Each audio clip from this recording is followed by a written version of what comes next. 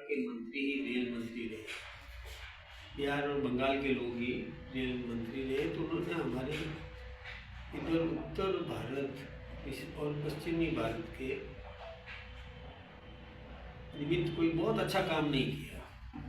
तो अब हम मांग कर रहे हैं, जब रेलवे का विस्तार हुआ है, रेल मंत्री जी ने बहुत तैयारी अच्छी की है, मोदी जी ने पूरी छूट दी है कि रेलवे का विस्तार भी करो, इलेक्ट्रिफिकेशन भी करो, सफाई और समयबद्धता इन सब का भी विशेष ध्यान रखो, प्लेटफॉर्म्स का उच्चीकरण करो, ये सब बहुत अच्छा काम किया है।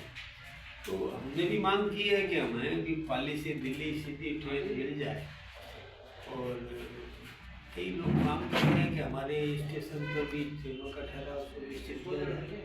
तो समय का ध्यान रखते हुए यथासंभव उन नागरिकों को भी, यात्रियों को भी सुविधा मिले, इसका प्रयास रेल मंत्रालय भी कर रहा है। अच्छी बात है। हम और चाहेंगे कि इसका और विस्तार हो और अच्छा हो। दुनिया की सबसे बड़ी हमारे यहाँ पर व्यवस्था है, और विशेष रूप से इलेक्ट्रिफिकेशन तो चाइना से भी ज़्यादा है हमारे यहाँ हिंदुस्तान में, इसलिए अच्छा काम हो रहा है। ठीक है। सब प्रधानमंत्री मॉरिशस दौरे पर है 2 दिवसीय, तो क्या देश के लिए क्या? देखिए, प्रधानमंत्री जी ने दुनिया में भारत की प्रतिष्ठा बढ़ाई है, और दुनिया के 40 से अधिक देशों ने अपने देश का सर्वोच्च सम्मान हमारे प्रधानमंत्री जी को दिया है। प्रधानमंत्री जी भारत के प्रत्येक नागरिक का जीवन स्तर भी ऊंचा उठा रहे हैं, भारत में विकास भी कर रहे हैं, भारत में और औद्योगिक विकास और यहाँ पर रोजगार देने की दिशा में भी काम कर रहे हैं, और साथ ही साथ दुनिया में भारत की प्रतिष्ठा भी बढ़ा रहे हैं। ये बहुत अच्छी बात है। दुनिया में शांति स्थापित करने के लिए कई बड़े बड़े जो देश थे, जो आपस में संघर्ष में लगे हुए थे, उनको भी पाठ पढ़ाया है कि शांति से और आप विकास की तरफ नजर लगाएं। केवल संघर्ष करना, हर समय लड़ाई झगड़ा करने से घाटा होता है, नुकसान होता है, विकास में बाधित बनता है। इसलिए दौड़ भी दौड़ो, प्रतिस्पर्धा भी करो, तो अधिक विकास में करो। तो ये दुनिया ने माना है इसको। हम तो सर्वे भवन्तु सुखिनः का भाव रखते हुए जाते हैं, वसुधैव कुटुंबकम का भाव लेकर के जाते हैं। तो प्रधानमंत्री जी की प्रतिष्ठा तो इसी बात से और उनके कार्य से, उनके व्यवहार से, उनके द्वारा दिए गए मार्गदर्शन से दुनिया में लाभ ही होता है। इसमें कल हंगामे जा रहा, राहुल गांधी ने वोटर लिस्ट को लेके निशाना साधा है, सर क्या कहेंगे सर उस पर? ये राहुल जी कब क्या कर दे ये कुछ पता नहीं है।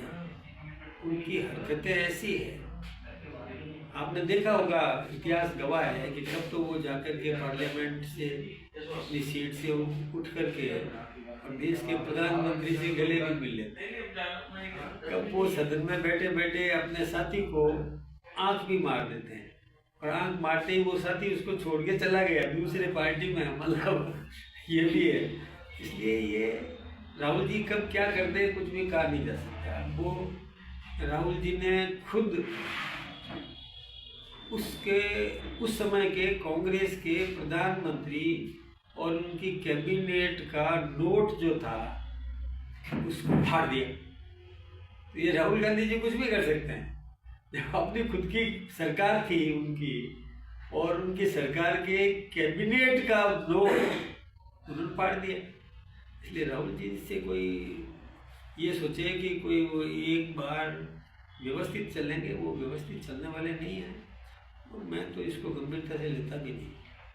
सर, छत्तीसगढ़ के पूर्व सीएम के यहाँ ईडी की जो रेड पड़ रही है उस पर सचिन पायलट ने बोला है कि ये एक देश उसकी बदला लेने की भावना से काम कर रही है बीजेपी। देखिए, ईडी एक स्वतंत्र संस्था है, वो जांच करती है और एकदम नहीं करती। वो कई लंबे समय से नज़र गड़ाए बैठे रहते हैं वो, और कई सूत्र एकत्रित करते हैं, सोर्सेज है उनके पास, सबूत इकट्ठे करते हैं। सबूत इकट्ठे करने के बाद जब पर्याप्त परिस्थितियां बन जाती है कि सबूत सारे ऐसे गए हैं कि अब तो छापा मारना ही पड़ेगा, तब छापा मारते हैं। इसलिए कोई ये नहीं है कि बदले की भावना से हमने कह दिया और कर ले, वो ऐसा संभव नहीं है।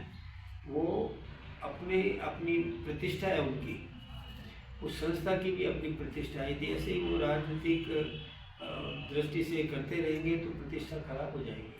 इसलिए वो अपनी प्रतिष्ठा बचाए रखते हैं। और उन्होंने पूर्व मुख्यमंत्री जी ने किए हैं ना, वो जग रही है, समय समय पे समाचार पत्रों में और मीडिया में भी आया है कि उन्होंने क्या क्या गड़बड़ झाला किया है। तो इस कारण से यदि उन पर हुआ है तो न्यायोचित ही है। सर, जितेंद्र शास्त्री जी बिहार दौरे पर हैं, तो कांग्रेस के बड़े नेता तारिक अनवर बोल रहे हैं कि एनडीए बाबा को गलत इस्तेमाल कर रही है। अब आप देखिए, एनडीए अपना काम कर रहा है और व्यवस्थित रूप से अपना काम कर रहा है, और वो लोग कुछ भी सोचते रहते हैं, तो सोचने का तो उनका राइट है, वो सोचे, बोलने का भी मौलिक अधिकार है, इसलिए बोले। लेकिन हम व्यवस्थित रूप से काम कर रहे हैं, इंडिया अच्छा काम कर रहा है, अपने हिसाब से काम